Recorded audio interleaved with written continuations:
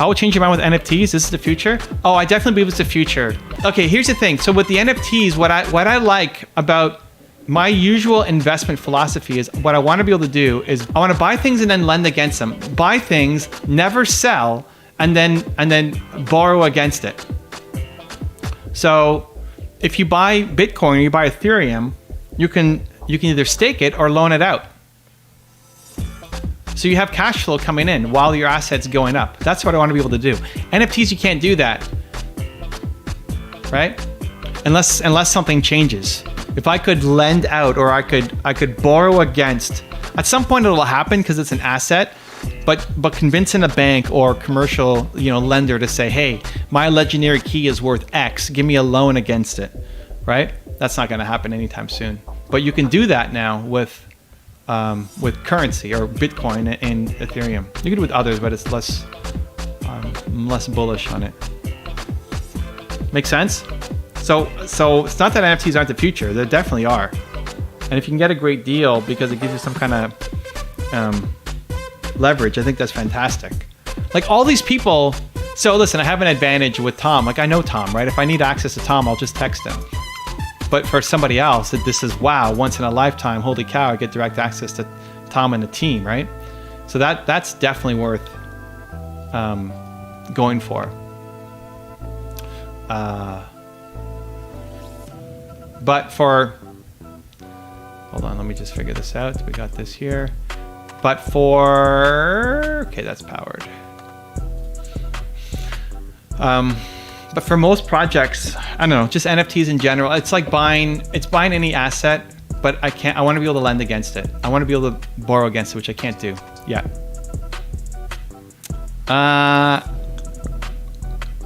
He mentioned to be some bonus perks for having all three. Really? I only have the one.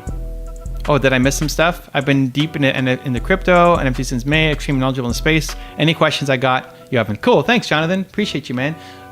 Drew's been giving me an education, which I appreciate, and I've been diving in and learning some more on my own too. But yeah, I'm an open student, willing to learn. The thing with Tom's product is that you're going to keep receiving more things than the actual key that you can sell after if you want. Yeah, for sure. But I also, listen, I don't want to sell anything. This is the secret. This is the secret of the ultra wealthy. They don't sell things. You buy assets. This is the secret, guys. You buy assets that you want to hold forever. You never sell, so you never get capital gains tax, and then you borrow against it. So you still keep a hold of the asset, and it keeps growing. So I'm buying Founder's Key to support Tom. And I'm sure there's going to be tons of benefits, and he's going to work his face off to make sure that it goes well. And I'll do that for my friends. But in general, I'm not buying NFTs. I'm buying Bitcoin and Ethereum. This is how the ultra wealthy keep their wealth. It's taxes. When you make a lot of money, you pay taxes. Okay, so the ultra wealthy try to minimize how much tax they pay to the point where you pay zero tax, right? Jeff Bezos, why do they take a salary of $1? Because they're not making their money from income, because income is taxed.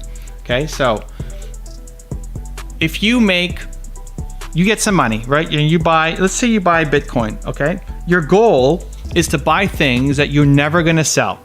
Because when you sell, you pay taxes. You pay capital gains taxes. So if you're buying individual stocks or you're day trading, could you make money? Sure. And hopefully you can offset them against losses, but you end up paying a lot of capital gains tax. So the goal becomes, what the ultra wealthy do is they buy things that they're never going to sell. So you buy giant chunks of real estate. You buy life insurance. You buy the index, right? You buy the Dow Jones. You buy the TSX. For Jonathan's Canadian. You buy it. 5 minutes left. Right. Okay. You're never going to sell it, so you never have capital gains tax. And then the idea is you borrow against it. So if you need to have, say you need $100,000. You need $100,000 to do something, to put a down payment on a house, right? If you sold your stock or you sold your NFT or you sold your Bitcoin, if you sold your Bitcoin for $100,000 so you can put a down payment on your house, you don't own that Bitcoin anymore, right? You took it out, you're paying capital gains because hopefully the Bitcoin went up. Drew's putting some kind of link.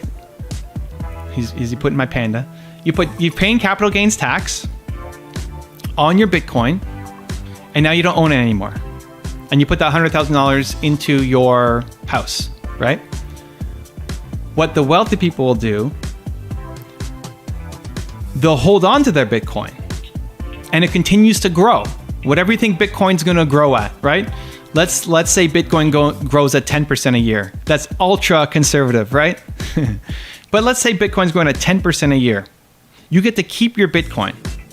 Then what you do is you take a loan out against your Bitcoin. So now you're paying interest on your loan. But Bitcoin's going up at 10%, and the interest on your loan is what? 2%, 3%, 4%? Interest rates are super low, right? So you're making margin on your Bitcoin accumulation, your appreciation, and you get the 100K to go off and buy your house. Make another layer of blocks. Yeah, I need to fix this. So the idea is don't pay capital gains tax. You never sell. When you sell, you lose money to taxes. So you want assets that you can borrow against. And BlockFi, what got me into this was Drew and BlockFi. Because with BlockFi, you can, and there's a couple others too now, but you can borrow against your Bitcoin if you need it. And you can also lend it, so you make money off of it.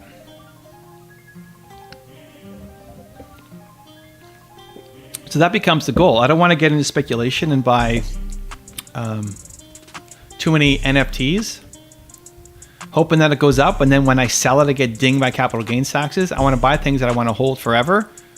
I'll hold Bitcoin and Ethereum forever. Like that's definitely a long-term play. I'll hold the TSX and the Dow Jones forever. That's a long-term play. But I wouldn't hold an individual stock forever.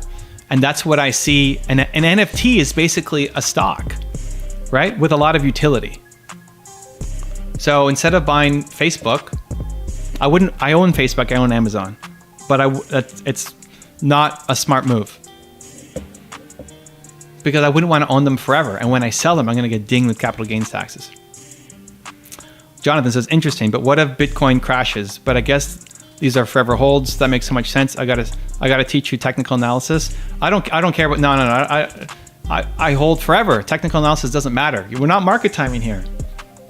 Don't try to market time. It doesn't matter. But yes, they could crash, but you're basically saying, I think Bitcoin is the future, and I think Ethereum is the future. Do you believe that? Yes, perfect. You invest. As opposed to some of the altcoins or the risky ones. Charles says, wow, that's somewhat like Robert Kiyosaki advice. I'm kind of noob on that. I'm not sure how it could work in my country. Yeah, the good thing is most countries are the same, where earned income, your income from your job, like Jonathan's a nurse, he gets taxed at a crazy rate. Earned income taxes are crazy. It's crazy how it's 8 o'clock. I gotta go. Earned income taxes are really high.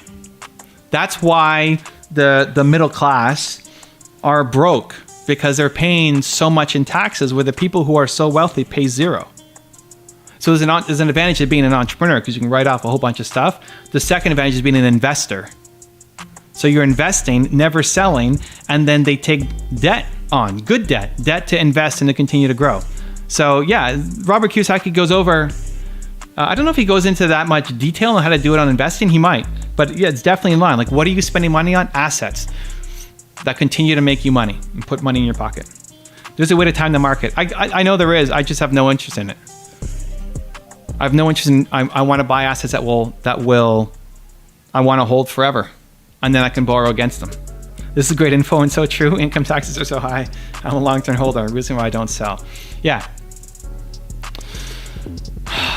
Can you provide some source to study that specifically? Look this up. Look this up. Can I put this in here? Can I type in my own chat? I don't even know how to type in my chat. Look up buy, borrow, die. Okay? Look up that strategy. Go to Google, go to YouTube, look up buy, borrow, die. That's the structure that you're looking for. There's lots. So this is how the wealthy people do not pay taxes and the middle class are covering everybody's load. Buy, B-U-Y, buy, like you're buying something. You're gonna buy it. You're gonna then never sell it. You're gonna borrow against it, and then you're gonna die and pass your wealth on to the next generation, also tax-free. B-U-Y, borrow, die. Go check it out. It'll change your life. You guys should start thinking about it. You don't need to have a lot of money to do this. You should start thinking about it. It'll make a huge difference.